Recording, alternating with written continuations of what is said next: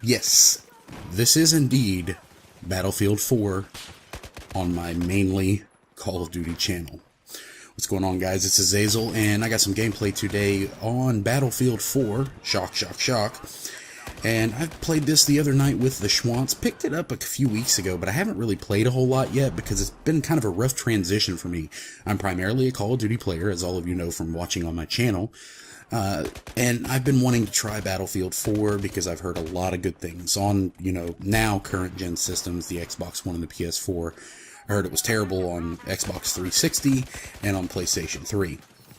I think if I would have bought it on those systems, I probably would not have cared for the game nearly as much as I do now. Is it much more difficult for me as a Call of Duty player? Yes, I believe it is. So I'm going to go over very quickly a few pros and cons and things that I've noticed in my short stay on Battlefield 4. So as I said, I was playing with the Schwantz the other night, and as you guys know on his channel, if you're not subscribed to him, go check him out. He has a lot of very helpful videos about Battlefield 4. I've watched a few of them myself, and they have been integral in my transition, honestly. So what I really want to talk about first will be what I've noticed about the controls. The controls are fairly basic, very similar to that of most first-person shooters.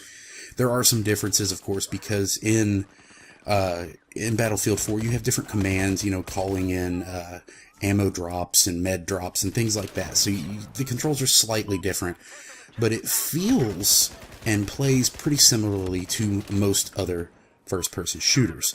Now, as far as the differences between it and Call of Duty, I'm sure a lot of you have already played this game. If you've not, give it a try, especially if you're getting bored with Call of Duty Ghosts, as I know a lot of people are.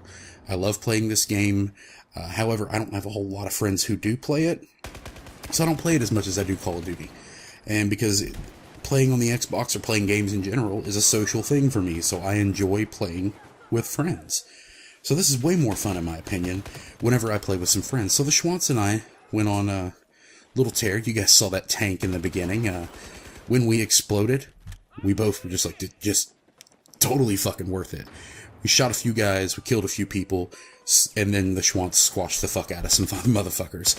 And it was a ton of fun. I had so much fun playing this with just one person that I played it all night. And, I mean, this game you're watching right here is probably the best game I got all night. I'm not that great at the game yet. I think in this game I'm like 13 and 8. I'm only like level 3 or level 4, if that.